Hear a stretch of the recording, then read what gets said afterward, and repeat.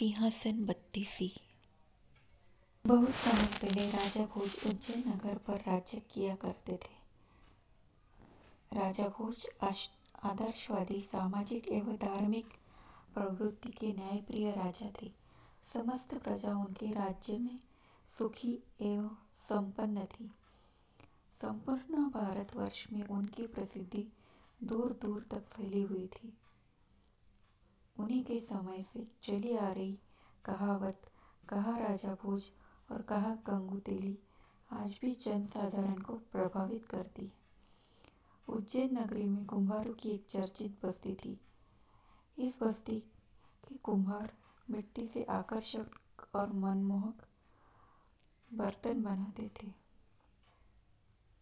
वे द्वारा बनाए गए बर्तनों और आश्चर्यजनक कार्यों को दूसरे राज्य में बड़े ही सम्मान पूर्वक देखा जाता था। यही कारण था कि इस बस्ती के सभी कुम्हार संपन्न और सम्मानित थे।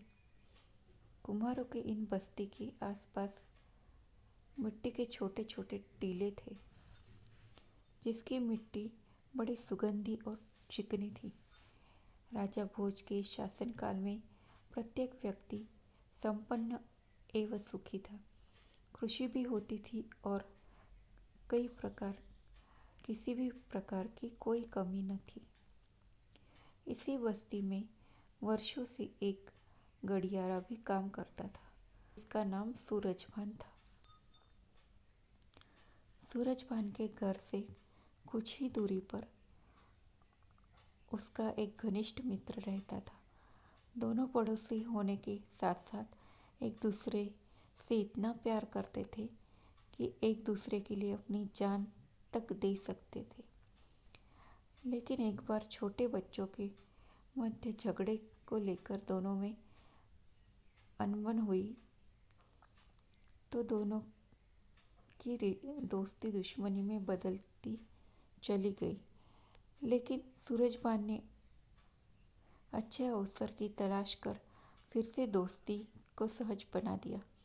लेकिन दूसरे गांव का एक व्यक्ति उनकी दोस्ती से नफरत करता था और उनकी दोस्ती तोड़वाना चाहता था, किंतु उसे कोई मौका नहीं मिल रहा था। सूरजभान और उसके दोस्त को उस व्यक्ति के ईर्ष्यालु स्वभाव की कोई परवाह नहीं थी। वे दोनों 10-10 आदमियों पर भी भारी पड़ सकते थे। दोनों बड़े आराम से गांव के आसपास के क्षेत्र में लोगों के पशुओं को चराया करते थे। एक दिन कुम्हार जब मिट्टी खोद रहा था, तब मजबूत ईंट, मूर्तियां और घर गृहस्थी का बहुत सारा सामान निकल आया। समस्त राज्य में यही चर्चा थी कि कभी कहा किसी राजा का दरबार था। वह महल भयानक भूकंप के कारण देखते ही तबाह हो गया। धीरे धीरे इस मिट्टी के ऊंचे टीले पर कुम्हारों ने अपनी बस्ती बना ली। इसका मुख्य कारण यहाँ की चिकनी और लोचदार मिट्टी थी। सूरजभान का एक लड़का था जिसका नाम चंद्रभान था। चंद्रभान भी सामाजिकता में पिता के पदचिह्नों पर चल रहा था। वह भी अपने पिता की तरह ही लोगों की भलाई करता था और सभी से मैत्रीपूर्ण व्यवहार करता था। जब लोग टीले की खुदाई करके उसमें से मिलने वाले सामान को उठाकर ले जाने की कोशिश करते, तो चंद्रभान उस सामान के बारे में कहता कि यह धरती माँ से प्राप्त हुई वस्तुओं पर जनता का समान अधिकार है। कोई भी व्यक्ति इन सामानों को व्यक्तिगत नहीं मान सकता और ये सभी में बराबर बंटनी चाहिए। लोग उसकी बातों का उपहास उड़ाते थे और मूर्ख कहकर उस पर हंसते थे। चंद्रभान शरीर में तो कमजोर था, किंतु दिमागी ताकत में वह किसी से कम नहीं था। वह प्रत्येक दिन टीले पर जाता और लोगों को खुदाई में मिलने वाला सभी सामानों को बराबर हिस्सों में बांटता था। धीरे धीरे लोग उसका सम्मान करने लगे थे। उसका यह स्वभाव देखकर कुछ लोग स्वार्थवश उससे नफरत करने लगे और कुछ लोग कभी कभी उससे नज़र बचाकर टीले से मिट्टी खोदकर मूल्यवान वस्तु की चोरी जैसा भी कार्य कर लेते थे। मगर सबसे बड़ी आश्चर्य की बात यह होती थी कि जब सूरजभान को चोरी से खुदाई करने वाले लोगों का पता चलता था तो वह उन लोगों को सामान वापस लेकर सामान का पुनः बंटवारा कर देता था। धीरे धीरे चंद्रभान के इस तरीके की चर्चा पूरे राज्य में फैलने लगी कि चंद्रभान एक न्यायप्रिय वाला लड़का है। गांव के समस्त लोगों ने उसको अधिक सम्मान देना शुरू कर दिया। चंद्रभान की सभी बातें ज्ञान की होती थी। वह लोगों को टीले पर एकत्रित कर लेता और उन्हें ध्यान की बातें बताता था। सभी लोग ध्यान लगाकर उसकी बातों को सुना करते थे। कभी कभी गांव के लोगों के बीच अन्य गांव के लोग भी शामिल हो जाया करते थे और उसकी बातें सुनकर राज्य के अन्य लोगों से भी चर्चा करते थे। चंद्रभान जब टीले से उतरकर अपने घर की ओर जाता था तो उसका व्यक्तित्व सभी लोगों को आकर्षित कर देता था। चंद्रभान हमेशा की तरह सुबह उस टीले पर चढ़ जाता और आने वाले लोगों की बातें सुनता और कुछ न कुछ समाधान प्रस्तुत करता था।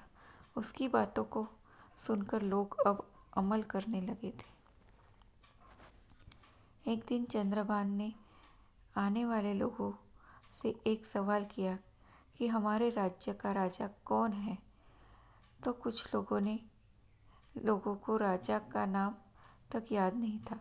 किसी ने तो उसका चेहरा भी नहीं देखा था, बल्कि एक ने तो कहा, हमारे गांव में राजा आया तो पूरी गांव की फसल सैनिकों के आने से बर्बाद हो गई और पूरे गांव को साल भर भूखा मरना पड़ा। चंद्रभान ने लोगों की बातें सुनकर कहा कि राजा वह होता है जो मुसीबत के समय काम नहीं आता, बल्कि मुसीबत आने से पहले कुछ न कुछ बंदोबस्त कर देता है। लोगों के मन में चंद्रभान की बात कुछ अटपटी लगी कि उसको राजा भोज के विषय में कुछ भी नहीं बोलना चाहिए था। गांव के लोगों की समस्या सुलझाना एक अलग बात है और पूरे राज्य की देखरेख करना दूसरी बात है। जब गांव वालों को डर लगने लगा कि यदि चंद्रभान की बातें राजा भोज तक पहुंच गई तो इससे अवश्य ही फांसी पर लटका दिया जाएगा। गांव के सभी लोगों के चेहरे का रंग उड़ चुका था। वे सभी सोच रहे थे कि अगर किसी ने इस बात को सुन लिया और जाकर राजा से शिकायत की तो चंद्रभान के साथ साथ गांव के सभी लोग भी राजा का अपमान करने के मुजरिम माने जाएंगे, क्योंकि सभी गांव वालों को भी अपने राजा के विरुद्ध उसकी बातें सुन रहे थे। बस्ती वालों के दिल में डर बढ़ता चला जा रहा था। एक एक करके सभी बस्ती वाले धीरे धीरे उसकी चौपाल में कम जाने लगे। जब उसको एहसास हुआ कि अब बहुत कम लोग उसकी बातें सुनते हैं तो उसने टीले पर जाना कम कर दिया। जब उसने गांव वालों से टीले पर न आने का कारण पूछा तो लोगों ने कहा कि अगर तुम्हारी बातें किसी भेदिए ने सुन ली होती तो राजा की सिपाही तुम्हें पकड़वा कर ले जा चुके होते और साथ में हमें भी तुम्हारे जुर्म की सजा भुगतनी पड़ती। चंद्रभान ने गांव वालों को आश्चर्य से देखा, जैसे सभी लोग झूठ बोल रहे हो। उसने कहा कि मैंने किसी व्यक्ति विशेष के विषय में कुछ नहीं कहा, बल्कि मैंने तो सामान्य बात कही कि एक राजा को कैसा होना चाहिए, और वह किसी भी देश का हो सकता है। यदि मेरे जैसे सामान्य व्यक्ति के अनुसार अगर हमारा राजा भी उन विषयों का पालन नहीं करता तो तब भी मैं अपनी बात पर अटल हूँ। धीरे धीरे यह बात पूरे राज्य में चर्चा का विषय बन गई। गांव वालों में जो बातें चल रही थी उसकी सुगबुगाहट दूसरे गांव के उस व्यक्ति तक पहुंची जो सूरजभान से ईर्ष्या करता था। उसने विचार किया कि यह मौका अच्छा हाथ लगा है। उसने गांव के अन्य लोगों से भी इस विषय में पूछताछ की। उसने सोचा कि सूरजभान से बदला लेने का इससे अच्छा अवसर और कोई नहीं हो सकता है। अगले दिन उसने सारा काम छोड़कर दोपहर में चंद्रभान को टीले पर बैठे हुए देखा। वह टीले पर गांव वालों से बातें कर रहा था। उसने देखा कि चंद्रभान दो लोगों के आपसी झगड़े को निपटा रहा था। दोनों का झगड़ा एक बकरी को लेकर था। उस बकरी पर दो लोग अपना अधिकार जमाने का प्रयास कर रहे थे। चंद्रभान टीले पर बैठे बैठे ही उनकी समस्या सुन रहा था। व्यक्तियों की समस्या हल करते हुए उसने ऐसा न्याय किया कि जिसे देख सुनकर लोग चकित हो गए। उसमें से एक व्यक्ति खुशी खुशी अपनी बकरी लेकर चला गया और दूसरा व्यक्ति चंद्रभान के न्याय से संतुष्ट था। यह एक उलझा हुआ मामला था। गांव वालों में किसी का भी दिमाग काम नहीं कर रहा था, लेकिन चंद्रभान ने असली दावेदार को जान लिया। उसने अगले दिन पड़ोसियों के बीच एक बच्चे को लेकर हुए विवाद को निपटते देखा। उस दिन भी चंद्रभान के न्याय की तारीफ सभी गांव वाले कर रहे थे। जब कुछ ही दिनों में चंद्रभान का नाम दूर दूर तक फैला तो उससे ईर्ष्या करने वाला दूसरे गांव का व्यक्ति और अधिक परेशान हो उठा कि चंद्रभान की चर्चा दूर दूर तक फैल चुकी थी।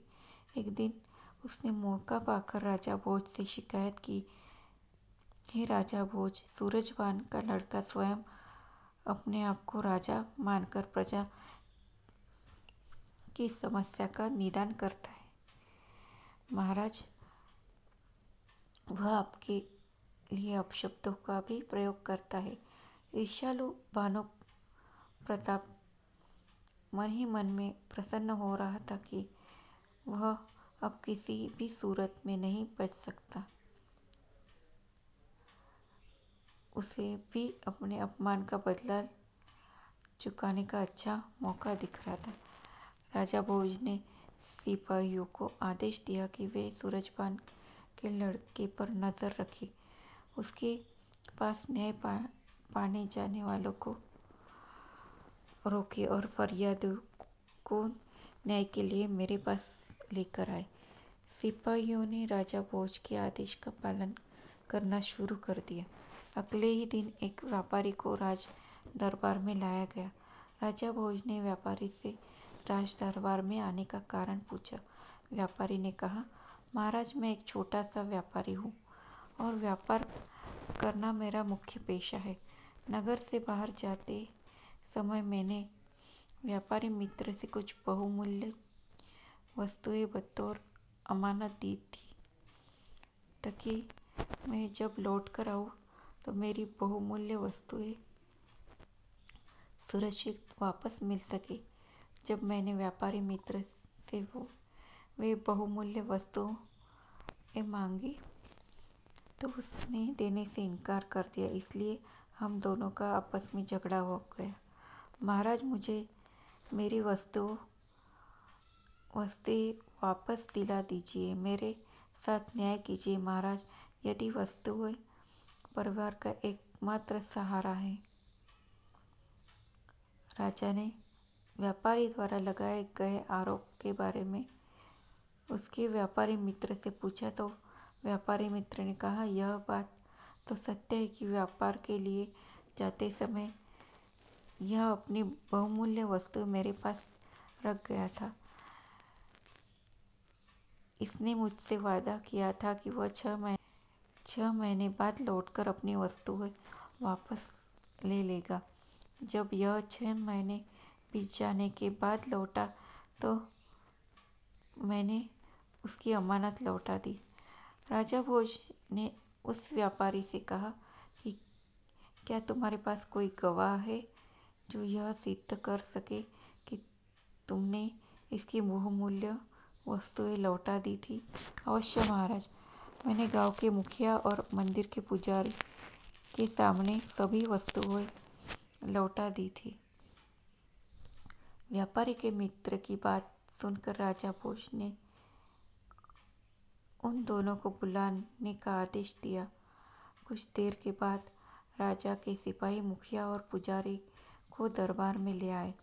दोनों की गवाही व्यापारी के मित्र के पक्ष में थी। उन दोनों की पूरी बात सुनने के बाद राजा ने अपना निर्णय सुनाया। यह व्यापारी झूठ बोल रहा है, इसलिए उसे आदेश दिया जाता कि वह झूठ बोलने के अपराध में अपने मित्र व्यापारी से क्षमा मांगे, वरना उसे राजदंड भोगना पड़ेगा। यह न्याय नहीं है, अन्याय है अन्नदाता। यदि आप चंद्रभान के पास न्याय हेतु जाता तो दूध का दूध और पानी का पानी हो जाता, लेकिन आपके सिपाही जबरदस्ती हमें पकड़कर आपके दरबार में ले आए, व्यापारी ने रोते हुए कहा। व्यापारी की बात सुनकर राजा क्रोधित नहीं हुए, बल्कि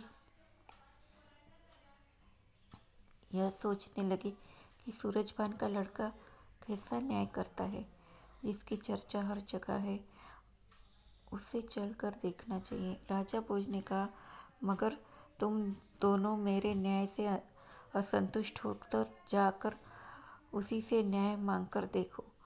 मैं भी देखना चाहता हूँ कि वह किस प्रकार का न्याय करता है। राजा भोज की बात सुनकर व्यापारी और दोनों गवाह भी उसके पीछे चल दिए।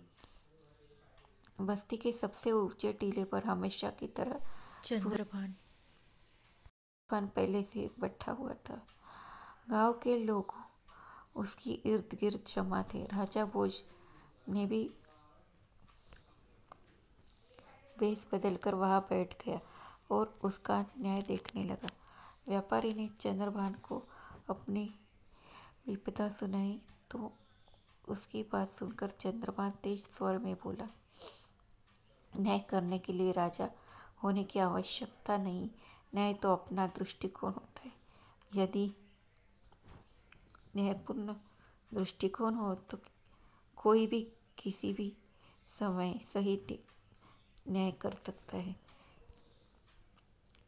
यदि मेरे वश में होता तो राजा भोज को यहाँ बुलाकर दिखाता कि न्याय किसे कहते हैं। चंद्रभान ने सबसे पहले व्यापारी के गवाह, गांव के मुखिया और मंदिर के पुजारी को बुलाया और पूछा कि बताओ, उन बहुमूल्य वस्तुओं में कौन कौन सी वस्तुएं थी? चंद्रभान का यह सवाल सुनते ही मुखिया और पुजारी के होश उड़ गए। उन्होंने लड़खड़ती जुबान में कहा, हमें तो बस पोटली देखी। व्यापारी के मित्र से चंद्रभान ने कहा कि तुमने तो कहा था कि उन दोनों को दिखाकर बहुमूल्य वस्तुएं लौटा दी थी। अरे तुम तो एक बेईमान इंसान हो। दोनों को झूठी गवाही देने के लिए किस प्रकार सौदा किया था। व्यापारी मित्र पूरी तरह कांपने लगा और उसकी टांगें लड़खड़ाने लगी। व्यापारी का मित्र चंद्रभान के कदमों में गिरकर रोने लगा। मुझे क्षमा कर दो, मुझसे बहुत बड़ी भूल हो गई। मैं इन बहुमूल्य वस्तुओं को लौटाने का वादा करता हूँ। मैं इनकी बहुमूल्य वस्तुएं लौटाने का वादा करता हूँ कि घर जाते ही इनकी वस्तुएं दे दूंगा।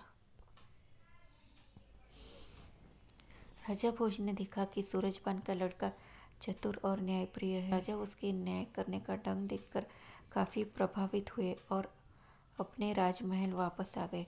वह रात भर चंद्रभान के बारे में सोचते रहे और अगले दिन उसने चंद्रभान को राज दरबार में बुलाया और कहा, मैं तुम्हारे न्याय करने के तरीके से काफी प्रभावित हूँ, लेकिन एक बात हमारी समझ में नहीं आई। कौन सी बात महाराज? चंद्रभान ने हाथ जोड़कर राजा भोज से पूछा। तुम अनपढ़ और मामूली चरवाहे हो, फिर भी इतना अच्छा न्याय कैसे कर लेते हो? यह सब उस टीले की करामात है महाराज। जब मैं उस टीले पर बैठता हूँ तो मुझ में न जाने कौन सी शक्ति आ जाती है। मैं वहाँ बैठकर सही न्याय करता हूँ। बाकी जगह तो मुझसे कुछ बोला भी नहीं जाता है। राजा भोज ने काफी सोच विचार करने के बाद अपने मंत्रियों से विचार विमर्श किया। अंततः यह निर्णय हुआ कि टीले के नीचे अवश्य कोई दैवीय शक्ति है, इसे खुद कर देखा जाए। अगले दिन सैकड़ों मजदूरों ने उस टीले की खुदाई की और बहुत गहराई तक खुदाई करने के पश्चात मजदूरों को एक राज सिंहासन मिला। राजा भोज ने देखा तो सिंहासन की चमक से उसकी आंखें चौंधी आ गई। उसके सामने सोने, चांदी और रत्नों से जड़ा बहुमूल्य सिंहासन था। राजा भोज के आदेश पर सिंहासन को राजमहल में लाया गया। सिंहासन को साफ किया गया। सफाई के बाद वह और निखर गया। इतना सुंदर सिंहासन अभी तक किसी ने भी नहीं देखा था। सिंहासन के चारों ओर 8-8 पुतलियां बनी थी। पुतलियां इतनी सजीव लगती थी कि मानो भूल पड़ेगी। राजा भोज ने इस सिंहासन पर बैठने के लिए दिन निश्चित किया और उस दिन दरबार में जश्न सा माहौल बना हुआ था। राजा भोज जैसे ही सिंहासन पर बैठने के लिए आगे बढ़े, तभी सिंहासन में चढ़ी सभी 32 पुतलियां राजा भोज को देखकर हंसने लगी।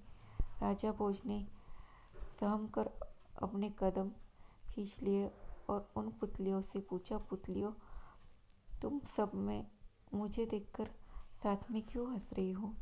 राजा भोज का प्रश्न सुनकर एक पुतली राजमंजरी राजा भोज को कुछ बताने के लिए आगे आई।